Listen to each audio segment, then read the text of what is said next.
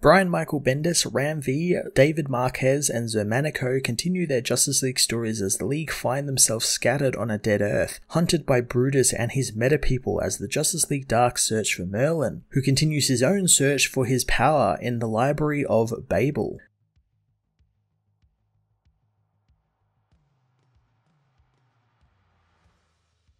Brian Michael Bendis continues building up Naomi's home Earth this issue by introducing us to more of the superpowered humans that inhabit the world. I can see where he's going with these people since they are portrayed as desperate refugees looking for a new world to call their own. The only problem is they are being led by warmongers. It will be interesting to see what becomes of these people now that they can see the League and even one of their own from their own Earth, in that of Naomi, with the League, since I could see the story ending with the heroes helping these people defeat Brutus and McMurph. The concept also that all the powers on this Earth are heightened or they go haywire is pretty cool and puts a little bit of a handicap on the League, since as they beat Brutus twice before, now they are on his home turf, which seemingly is part of his plan as well, since he wants them there, so now the Earth is kind of unguarded. Ram V meanwhile continues his magical adventure with the Justice League Dark, but doesn't further the story as much as I would have liked. This portion felt a little bit like a setup issue for Act 2, with him sending the team to a new locale and sending the Lost Knight we first saw in the first part of this story on her own quest, with both stories no doubtedly converging in a coming issue. I do like the new places he's sending the team though, and the Library of Babel looks like a really fun place for the team to get lost in. David Marquez and Zermanico continue providing quality artwork for these stories, with David continuing his really awesome action-packed focus artwork with some really wonderful pages, like the page showcasing Canary's super cry or Superman's one-sided battle with Brutus. Zermanico also did a lot of action-heavy work this issue, as well as more weird and wonderful magical creations and creatures, like the Library of Babel, which is a very MC Escher-inspired creation. Justice League issue 61 was another action-packed adventure of an issue that explored more of the worlds both Bendis and Ram V are setting up with their respective League teams, although the Justice League Dark story was a little more set up than it was continuing the story, but that, I feel, didn't really hamper it as much as I thought it was going to. I'm going to give this issue an 8.5 out of 10. 8.5.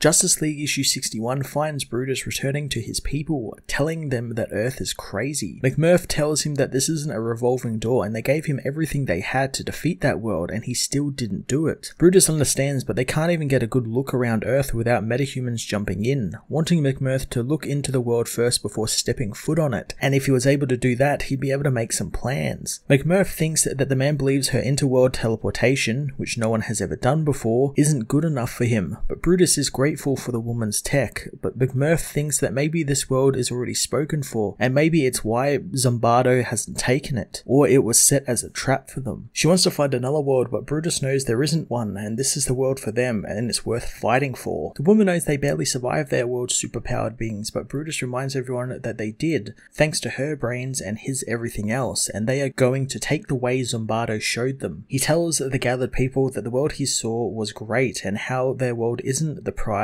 for surviving since they have used it up, but with one more step they are there on their new world. Soon McMurph notes a surge in power, making her panic since the heroes seemingly have followed Brutus back to his world. Black Canary meanwhile awakens in pain only to find herself alone in the destroyed city. She calls for Oliver but knows he won't be able to do much in this situation, so she calls for Superman instead, but a group of McMurph's men confront her, with one saying that they can see why she would call him Superman, but he's not. Canary says that she's looking for her friends as well as a big guy named Brutus. The people realize these are the other world's heroes and maybe Brutus finally did it. They ask her where she is from and Canary has an equally good question, wondering what that smell is. The people find that rude, wanting to bring her to Brutus in bite-sized pieces. Dinah lets out her canary cry, finding it to be much more powerful than it usually is. The man knows a fight is happening, calling his team the Heirs and telling them to get her, wanting her jacket for himself. Canary readies readies for a fight as Batman awakens on a building above Naomi, who calls for Superman since while she can still see her hands, she can't feel them anymore. Some of Brutus's men come for her, but they are clouded in smoke, losing Naomi in it as they spot a batarang on the ground where she was, wondering what the hell it is and where the woman has gone. Batman meanwhile grabs Naomi, telling her to be quiet as the batarang detonates, defeating the men with an explosion. Batman finds something is wrong with Naomi's hands, and the girl knows it felt like she was fading away. Batman wonders if they are part of her power set, knowing the girl did just get her powers recently, so she might not know the full extent of them just yet. He scans her arms, finding that this didn't happen the last time she came to this earth, which he finds interesting. Naomi angrily talks back to the hero, apologizing quickly since she has some severe anxiety issues, what with her hands being messed up and being on the world where her parents were murdered. Batman merely says the word DuckTales, confusing Naomi, which is the point in order to get her mind off the things that bring her anxiety. Batman doesn't know why it works, but it does, telling her to keep an eye on her hands and tell him if anything changes. Suddenly they hear a familiar cry as Canary's sonic scream is heard, with Batman hoping Naomi can fly him to her. Superman soon contacts Batman through the world's finest emergency frequency, telling his friend that his heat vision has gone haywire. Batman asks if anyone is hurt and what the situation is, so Batman says he's up in the sky and he doesn't want to accidentally hurt anyone, remembering it feels like the time when they were fighting Talia and Riddler. Batman tells him that he's with Naomi and she's having issues with her powers as well, knowing Naomi might actually be a meta power. Superman theorizes that this could have something to do with how they entered this world, as Batman says that Naomi is acclimating to this world, and Superman might be as well, wanting him to focus his vision. Superman tries to, as suddenly he's attacked by Brutus, who says them following him home is the nicest thing ever. Green Arrow meanwhile awakens to find one of the villains playing with his bow. He tells the man not to do that as he has the bow pointed right at him, the man told to aim for the weird mustache on his face. He warns the man not to let go, but it's too late as the bow electrocutes the man. Oliver says that it's coded to his fingerprints only, and it's why he was trying to tell him as he smashes the man in the face. Hearing Canary scream and glad to hear that his girlfriend is still alive. Aquaman meanwhile awakens, calling for death as he tearfully passes out, found by one of the metas. Hawkgirl soon finds Canary, who isn't so sure where everyone else is, but her powers are all jacked up. Hawkgirl feels the same as well, knowing Naomi wasn't kidding about this place, realizing that they are in a kill box. Canary isn't too worried since Oliver is above them looking out for them. Canary asks where Superman is, but Kendra wonders where Black Adam is as Brutus slams Superman into the ground in front of them. Superman tells the villain that he could have come with a hand of friendship and they could have helped him, but Brutus says that's not his style, knowing that once he had people like the League on his world and he was going to have to go through them no matter what when he came to Earth Zero, so he appreciates them coming to him and playing on his field for his amusement. Black Adam soon arrives, demanding the villain unhand Superman as the rest of the Justice League regroup, seeing a giant explosion in the distance. The League race off towards the battlefield as Batman says that anyone that can control themselves can fight, but if they can't, they are to leave and stay back. Hawkgirl asks about Aquaman, but Oliver wants to get past this one first, but finds Brutus has taken down both Superman and Black Adam. The villain knows that once he's gotten through the rest of the Justice League, their Earth will be his and his people's forever.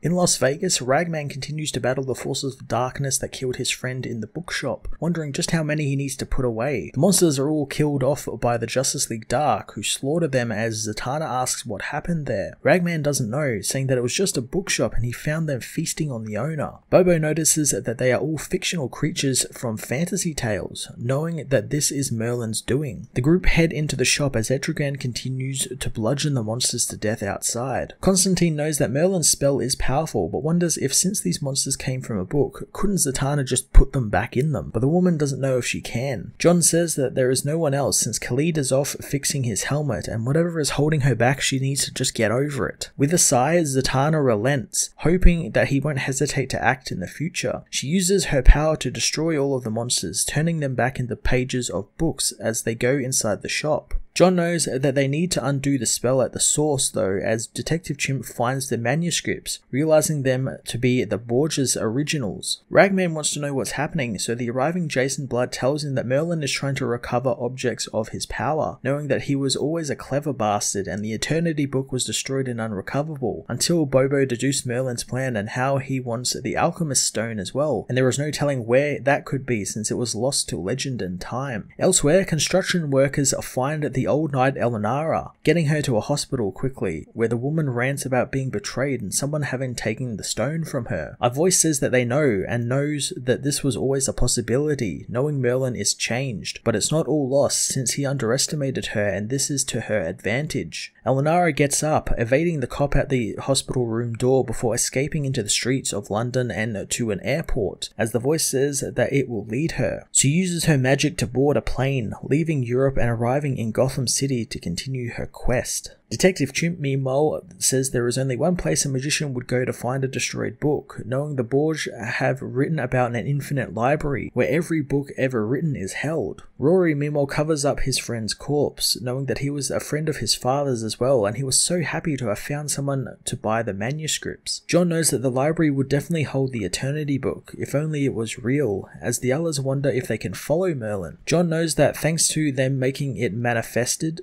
the Houdini's key should get them there, touching it to the paper as he asks why Jason is coming and not Etrigan. Jason says that Etrigan has no stomach for bookshops and libraries as the team arrive at the Library of Babel, a place made out of an infinite sphere of hexagonal rooms with every word ever written inside. The team know that Merlin has been there since there are giant monsters ripping through the bookshelves. Jason wonders how they'll be able to find Merlin in all of this, so Bobo says that someone lives in the library that they could get help from, and perhaps there is a way to gain an audience with the man of book, who meanwhile yells at the creatures tearing up his library, saying that they are ruining his catalogue and they need to be quiet since someone took the book they are looking for and he's never coming back, which means his late fees will be astronomical.